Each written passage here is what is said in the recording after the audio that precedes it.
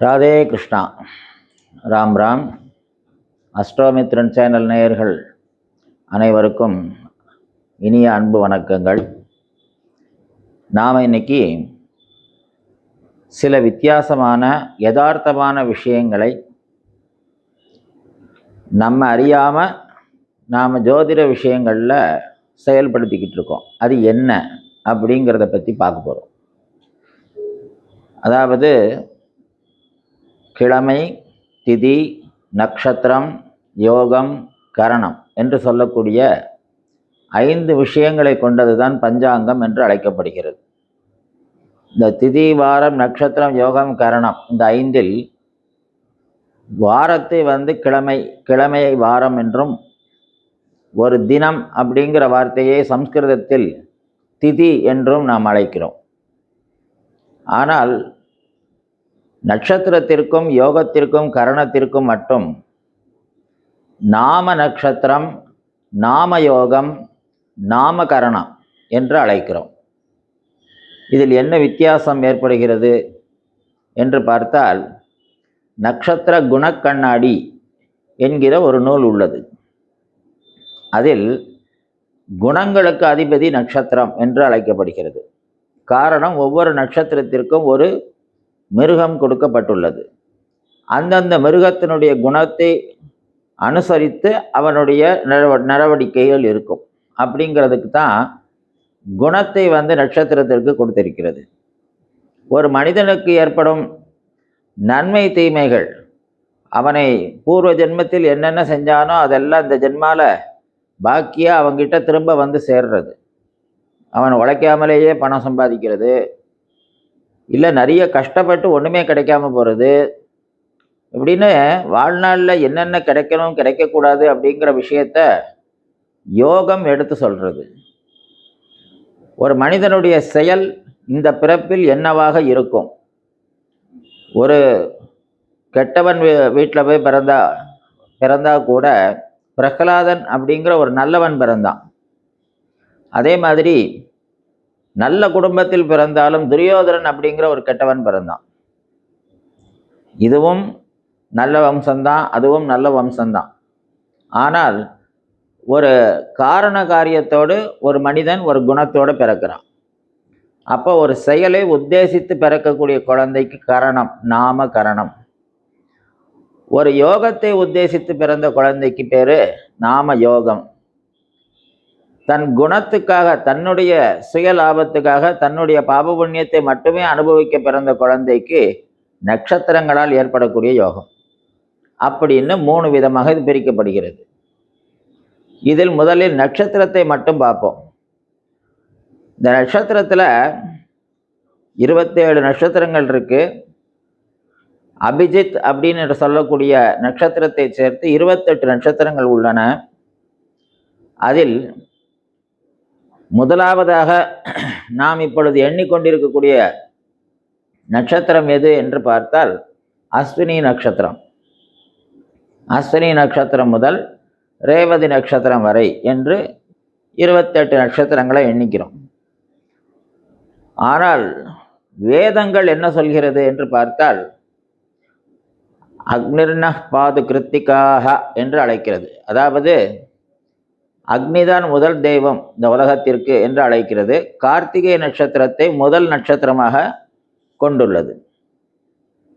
ஆகவேதான் பரணி நட்சத்திரம் 4ஆம் பாதத்திற்கு சூரியன் கார்த்திகை நட்சத்திரத்தை தொடும் பொழுதுதான் அக்னி நட்சத்திரம் என்பது ஆரம்பிக்கிறது. ஆகவே இந்த 27 நட்சத்திரங்களில் சில மகிமை பொருந்திய நட்சத்திரங்கள் உள்ளன. இந்த நட்சத்திரத்தில் பிறந்ததற்காகவே பூர்வ ஜென்மாவில் நிறைய புண்ணியம் செஞ்சிருக்கணும். அப்படிதான் பண்ணியிருந்தால் மட்டும்தான் அந்த நட்சத்திரத்திலே பிறக்க முடியும். முக்கியமான காரணம் இல்லாமல் அந்த நட்சத்திரத்தை பிறக்க மாட்டாங்க. அவங்க ஏதோ ஒன்று சாதிக்கணும் அப்படிங்கிறதுக்காகத்தான் பிறந்திருக்காங்க அப்படின்னு அர்த்தம். அப்படி என்ன அந்த நட்சத்திரங்கள் அப்படின்னு பார்த்தோம் அப்படின்னா, முதல் நட்சத்திரம் பரணி, இரண்டாவதாக வரக்கூடிய நட்சத்திரம் மிருகசீரிஷம், மூன்றாவதாக வரக்கூடிய நட்சத்திரம் ஹஸ்தம், நான்காவதாக வரக்கூடிய நட்சத்திரம் சுவாதி, ஐந்தாவதாக வரக்கூடிய நட்சத்திரம் அனுஷம். இந்த 5 நட்சத்திரங்களும் பஞ்சமகா நட்சத்திரங்கள் என்று அழைக்கப்படுகிறது. இந்த பஞ்சமகா நட்சத்திரங்கள் அப்படின்னா மகா நட்சத்திரங்கள்னு இந்த வார்த்தையை சொல்லிட்டேன். மகா அப்படின்னாலே பெரிய அப்படின்னு அர்த்தம். அதுக்கு வார்த்தை பெரிய விஷயம் அப்படின்னு அர்த்தம். பரணியை முதலாக எதற்காக எடுத்தது அப்படின்னு கேட்டால், பரணி அப்படிங்கிறதுக்கு யார் தேவதை அப்படின்னா தர்மராஜன், யம தர்மராஜன் தான் அதுக்கு தேவதை.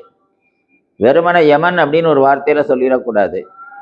தர்மம் அதர்மம் இந்த 2 விஷயத்திற்கும் நடுவில் இருந்து நியாயத்தை வழங்கக்கூடிய ஒரு நியாயாதிபதியாக இருக்கக்கூடியவர் தான் யம தர்மன். ஆக தர்ம நட்சத்திரம் என்று அழைக்கப்படுகிறது பரணி நட்சத்திரம்.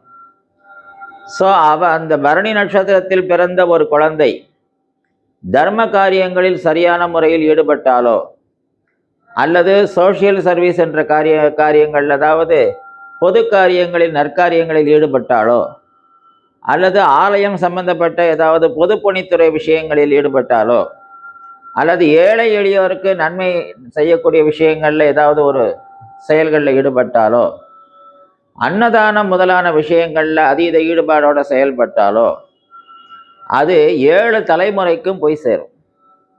ஆனால் அதே பரணி நட்சத்திரத்தில் பிறந்தவர்கள் தன் இனத்திற்கோ குலத்திற்கோ தன்னுடைய குணத்திற்கோ படிப்பிற்கோ தகுதியில்லாத செயல்களில் ஈடுபட்டால், அதர்மமான வழியில் ஈடுபட்டால், அதே பரணி நட்சத்திரம் நன்றாக இருக்கும் காலத்திலேயே, இளமை பருவத்திலேயே அவர்களை கொஞ்சம் கொஞ்சமாக அழிக்க ஆரம்பிச்சிருது. அவங்களுடைய வயோதிக காலம் ரொம்ப கொடுமையாக இருக்குது. அதை நிறைய இடத்துல பார்த்துட்டேன்.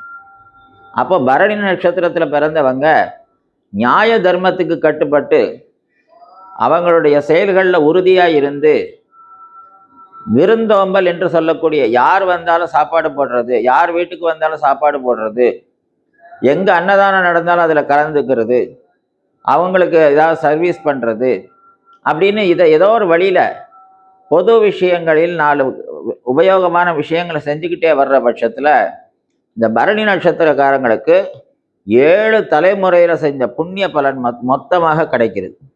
அது அடுத்த தலைமுறையை உயர்வான நிலைக்கு கொண்டு போகும். அதில் எந்த அளவுக்கு சந்தேகம் இல்லை.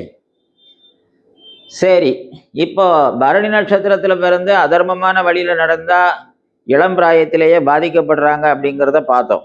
ஆனால் அந்த அதர்மமான விஷயங்களில் ஈடுபடுறதுல கூட ஒரு அளவுகோல் இருக்குது. இப்போ கிருஷ்ண பரமாத்மா எப்போவுமே ஒருத்தர் அதர்மமான வழியில் போய்கிட்டே இருந்தார் அப்படின்னா அர்ஜுனன் கூப்பிட்டு சொல்லுவான், என்ன கிருஷ்ணா பார்த்துக்கிட்டே இருக்கியே, இப்படியெல்லாம் தப்பு பண்ணுறானே, அவனை எதுவும் பண்ணக்கூடாதா அப்படின்னு. இல்லை, அவனுடைய புண்ணிய பலன் இன்னும் முடியல, அவனுடைய புண்ணியம் எப்போ தீர்றதோ அது வரைக்கும் அவன் எவ்வளோ அதர்மம் பண்ணணுமோ பண்ணட்டும், அதுக்கப்புறம் பார்த்துக்கலாம் பார். அதை மாதிரி இந்த பரணி நட்சத்திரத்தில் பிறந்தவங்க தர்மத்தை செய்கிறதுக்குன்னே பிறந்தவங்க. அவங்க வீட்டில் அடுப்பு எரிஞ்சுக்கிட்டே இருக்கணும், யாருக்காவது சாப்பாடு போட்டுக்கிட்டே இருக்கணும். அதுதான் அவங்களுக்கு விதிக்கப்பட்ட விதி. அந்த தர்மத்தை செய்யத்தான் அவங்க பிறந்திருக்காங்க. அப்போ அவங்க அதை ஒழுங்காக செய்யணும். செஞ்சாங்கன்னா அவங்களுக்கு மட்டும் இல்லை, அடுத்தடுத்த தலைமுறை கூட நல்லா இருக்கும்னு அர்த்தம். ஆனால் அதர்மமான வழியில் போகும்போது ஒரு அளவை மீறி போகிற வரைக்கும் அது ஒன்றும் பண்ணாது. அளவை தாண்டும் போது என்ன பண்ணுன்னா ரொம்ப லேசியாக இருக்கிறது, படித்த படிப்பை விட்டுட்டு மறந்து போகிறது. ஏன்னா மேஷராசியை பொறுத்த வரைக்கும் எங்கே போனாலும் யாருனாலும் வேலை கொடுத்துருவாங்க. மேஷராசி அன்பர்கள் அப்படின்னு சொன்னாலே புது புது ஐடியாக்களை கண்டுபிடிக்கிறதுல கெட்டிக்காரங்க. அபாண்டன்ஸ் அப்படின்னு சொல்லி அதுக்கு பேர். ஸோ அதனால் புது யுக்திகளை கண்டுபிடிச்சிக்கிட்டே இருக்கக்கூடிய ஒரு மனோபாவம் இருக்கிறதுனால எந்த கம்பெனிக்கு போனாலும் போனவுடனே வேலை கொடுத்துருவான். அவன்கிட்ட போய் நான் 3 மாதம் வேலை பார்ப்பாங்க, அவன் சரியில்லைன்னு சொல்லி தூக்கி போட்டு வந்துடுவாங்க. அவங்க அடுத்த கம்பெனிக்கு போவாங்க, உடனே வேலை கொடுத்துருவான். அப்போ இவங்க என்ன நினச்சிப்பாங்க, நம்மகிட்ட நிறைய திறமை இருக்குது, அதனால தான் எங்கே போனாலும் நமக்கு வேலை கிடைக்கிது போல இருக்குன்னு இவங்க நினச்சிக்கிட்டு இருப்பாங்க. ஆனால் உண்மை என்ன அப்படின்னா, புண்ணிய பலன் மிச்சம் இருக்கிற வரைக்கும் அது நடக்கும். அது என்னைக்கு தீருதோ அன்னையோட அவங்களுக்கு வேலை காலி. அதுக்கப்புறம் அவங்களுக்கு அந்த வேலைங்கிறது வாழ்நாளில் சரியான உத்தியோகத்தில் இருக்க முடியாது. அப்போது இது ஒரு உதாரணத்துக்காக சொல்லப்பட்டது. இதை மாதிரி எத்தனையோ விஷயங்கள், உத்தியோகம், படிப்பு, பொருளாதாரம், அன்றாட நடவடிக்கைகள், அதாவது நட்பு வட்டாரங்களை ஒழுங்காக வச்சுக்கிறது, யாருக்கும் துரோகம் பண்ணாமல் இருக்கிறது, இது மாதிரி எத்தனையோ விஷயங்களை சொல்லிக்கிட்டே போகலாம். ஸோ முடிஞ்ச வரைக்கும் கரெக்டாக இருந்துட்டாங்கன்னா அந்த தர்மராஜனுடைய அனுகிரகத்தினால இவங்க வாழ்க்கையும் சௌக்கியமாகி இவங்களால 1000 குடும்பங்களும் நல்லா இருந்து இந்த புண்ணியத்தினாலே இவங்க தலைமுறையும் ரொம்ப நல்லா இருக்கும். அப்படிப்பட்ட ரொம்ப அதிவிசேஷமான ஒரு நட்சத்திரம் பரணி நட்சத்திரம். அடுத்ததாக மிருகசீர்ஷ நட்சத்திரத்தை பார்ப்போம். மிருகசீர்ஷ நட்சத்திரம் அப்படின்னா அதனுடைய தேவதை யார் அப்படின்னு கேட்டால் சோமன் அப்படின்னு பேர். அந்த சோமன் என்று சொல்லக்கூடிய சந்திர பகவான், சம்ஸ்கிருதத்தில் சோமன் என்று பெயர். அந்த சந்திர பகவான்கிட்ட இருந்து விழக்கூடிய கதிர் வீச்சு, அதனுடைய ஒளிக்கதிரினால தான் சமுத்திரம், அதே மாதிரி நிலத்தடியில் இருக்கக்கூடிய நீர்கள், அதே மாதிரி தாவரங்கள் பச்சை பசுமையாக இருக்கிறது.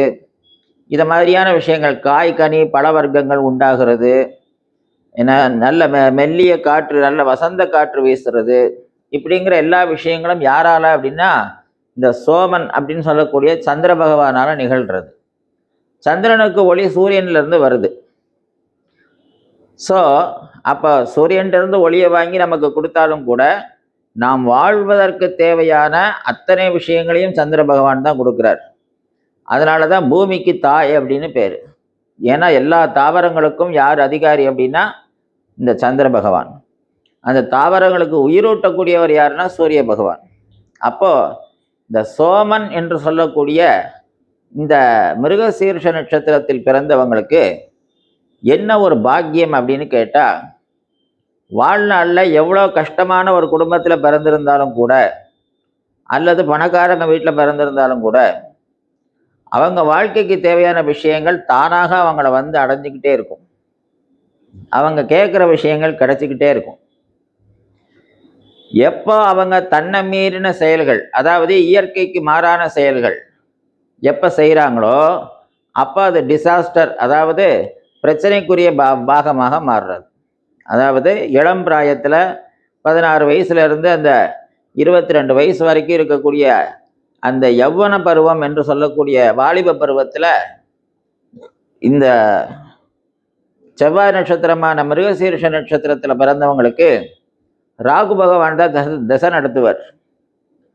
அப்போ என்ன ஆகும்னா இயல்பாகவே அவங்க என்ன செய்வாங்க அப்படின்னா, அவங்கள அறியாமல் அந்நிய ஜனங்கள், அந்நிய மதம், அந்நிய மொழி, அந்நிய நாடு அப்படின்னு எல்லாமே வெளி உலகத்தை பற்றி யோசனைக்கு போயிடுவாங்க, கற்பனை உலகத்துக்குள்ளே போயிடுவாங்க. அப்போ நிஜ வாழ்க்கையில் அவங்க என்ன சாதிக்கணுமோ அதை செய்ய தவறிடுவாங்க. அப்போது அவங்களுக்கு கடமையை ஞாபகப்படுத்திக்கிட்டே இருக்கணும். நீ இது படிக்கிற காலம், இது எப்படியா நல்லபடியாக படித்து முடிச்சிரு, நல்லபடியாக வேலைக்கு போயிரு அப்படின்னு கடமையை சொல்லிக்கிட்டே இருக்கணும். இல்லைன்னா தடம் மாறி போகிறதுக்கு அதிகமாக வழி இருக்குது. என்ன காரணம் அப்படின்னா, சோமன் அப்படின்னா சந்திரன்னு சொல்லிட்டேன். அந்த சந்திரன் தான் மனசுக்கு அதிபதி. ராகுவோட திசை தான் அந்த யௌவன பருவத்தில் நடக்கும்.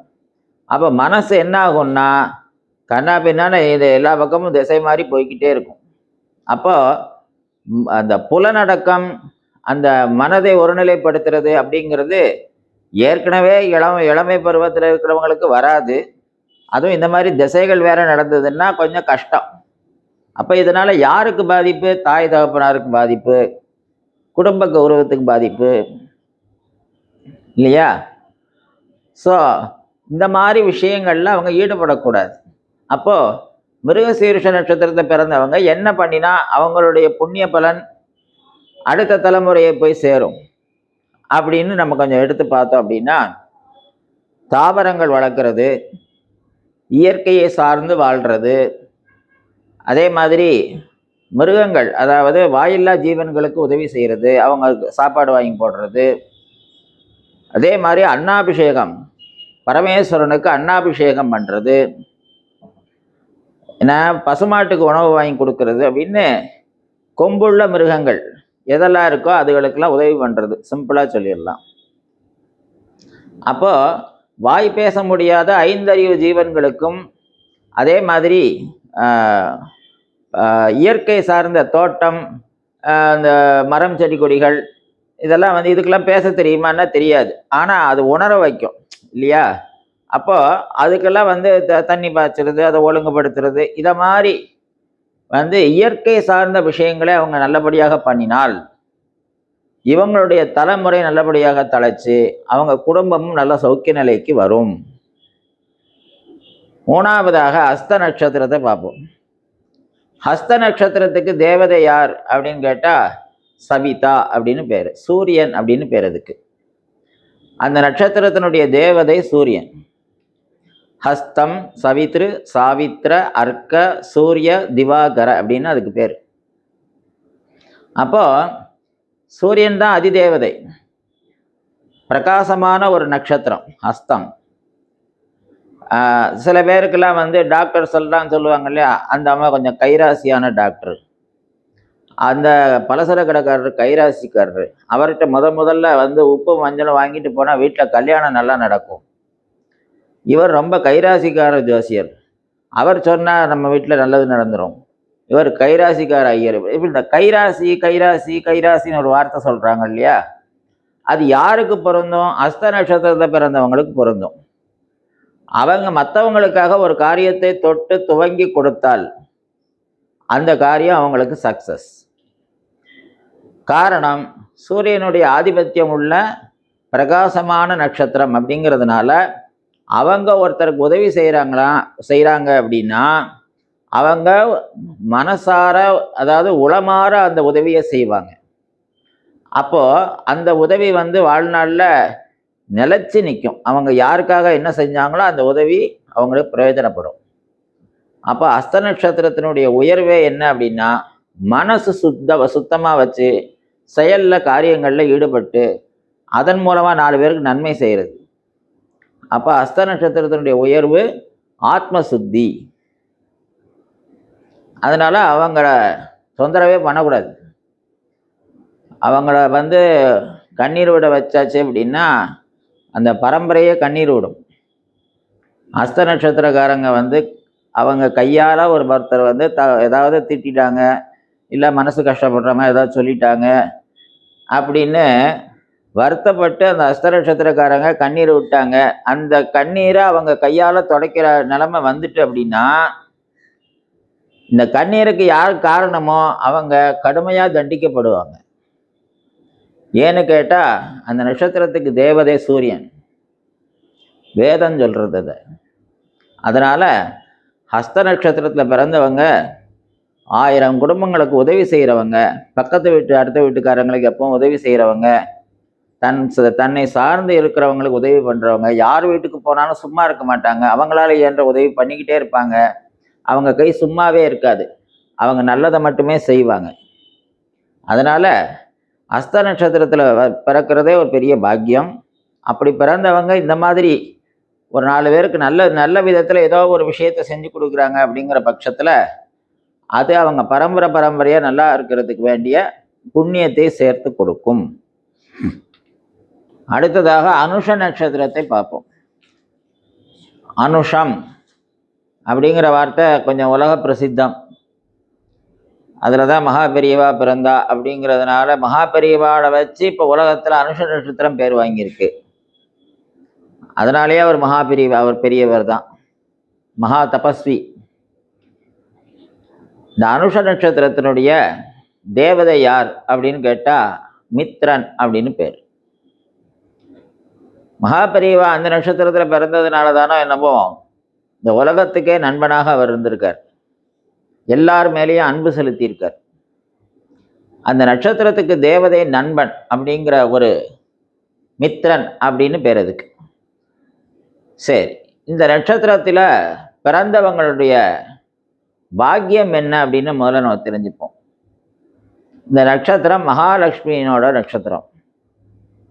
இதுக்கு தேவதை மித்ரன். இவங்களுக்கு ஃப்ரெண்ட்ஸ் எல்லாம் யார் அப்படின்னு கேட்டால் சமுத்திரராஜன், இந்திரன் என்ன அப்படின்னு வருணன் இவாள்லாம் இந்த மித்திரனுக்கு நண்பர்கள். ஆனால் சூரியனுக்கும் மித்திரன் அப்படின்னு ஒரு பேர், உலக நண்பன்னு பேர்.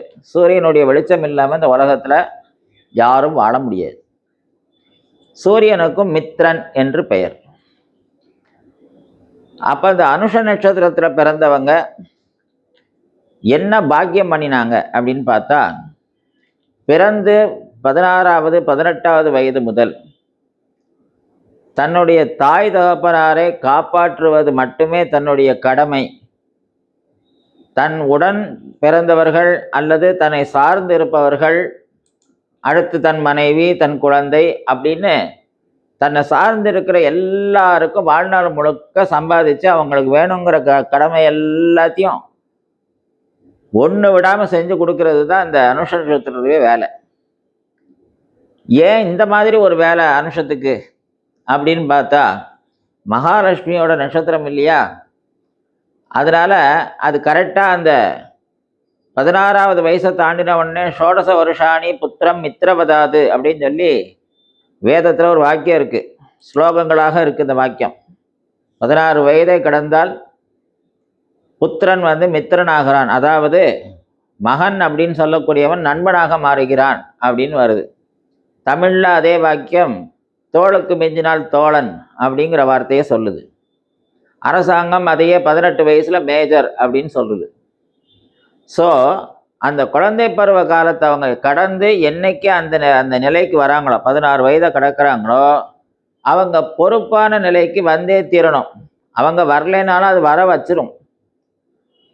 அப்போ அவங்க என்னதுக்காக பிறந்திருக்காங்க அப்படின்னு கேட்டால், தன் குடும்ப வளர்ச்சி நல்லா இருக்கணும், தன்னை சார்ந்து இருக்கிறவங்கள நல்லா வச்சுக்கணுங்கிறதுக்காகவே பிறந்தவங்க. அனுஷத்தில் ஒரு வீட்டில் ஒரு குழந்தை பிறந்திருக்கு அப்படின்னா, அந்த குழந்தை பிறந்ததுக்கப்புறம் அந்த குடும்பத்தில் தானாக பொருளாதாரம் விருத்தியாக ஆரம்பிச்சிடும். பொருளாதாரத்தில் தானாக மாற்றங்கள் வந்துடும். அந்த குழந்தைக்கு 16 18 வயசு தாண்டும் போது குடும்பம் ஒரு க்ஷேமமான நிலைக்கு வந்துடும். அதே மாதிரி ஞானத்தையும் வாரி வழங்கக்கூடிய நட்சத்திரம். எதை விரும்புகிறாங்களோ அந்த நிலைக்கு போகலாம். பொருளாதாரம், சம்பாத்தியம், படிப்பு இந்த மாதிரி விஷயத்துக்குள்ளே போனால் அதில் போகலாம். மருத்துவம், வைத்தியம், ஜோதிடம் இப்படின்னு இந்த மாதிரி விஷயத்துக்கு போனால் அதை சாதிக்கலாம். அதே மாதிரி எனக்கு ஞானம் வேணும், நான் தபஸ்வி ஆகணும், எனக்கு சுவாமியோட அனுகிரகம் கிடைக்கணும் அப்படின்னு தபஸ் பண்ண ஆரம்பித்தாங்கன்னா அது கிடைக்கும். அப்போது எதிர்பாராத ஞானத்தை அடைகிறதும் இந்த அனுஷத்துக்காரங்க தான். எதிர்பாராத குபேர யோகத்தை அடைகிறதும் இந்த அனுஷத்துக்காரங்க தான். எதிர்பாராத மிகப்பெரிய தொழிலதிபர்களாகிறதும் இவங்க தான். தொழிலதிபர் அப்படின்னா என்ன, அதுக்காக மலை மாதிரி குமிச்சு வச்சா சாப்பிட போகிறார், ஒரு வாய் தான் சாப்பிட போகிறார். ஆனால் 1000 கோடி எதுக்கு அவர் கையில் கொண்டு கொடுக்கணும் அப்படின்னா, அவரால் 1000 குடும்பம் சாப்பிட போகுது. அதனால் அவங்கள தொழிலதிபராக்கும். ஒருத்தட்ட கொடுக்குற நிதி 1000 குடும்பங்களை மாதம் மாதம் வாழ வைக்க போகுது அப்படின்னா அது அவங்கள்ட்ட இருந்துட்டு போகிறது. ஸோ அப்படியாப்பட்ட ஒரு உத்தமமான நட்சத்திரம் இந்த அனுஷ நட்சத்திரம்.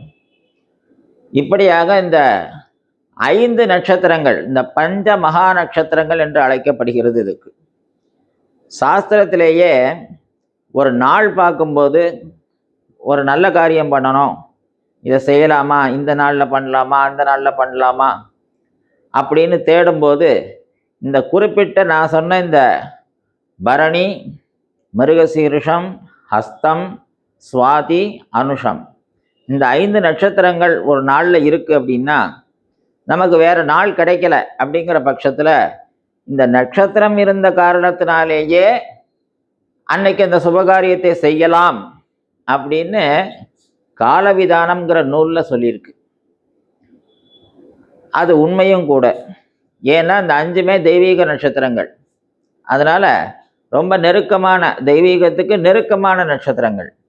எதை விரும்புகிறோமோ அந்த நிலைக்கு அது இழுத்துட்டு போயிடும். அவ்வளோதான் விஷயம்.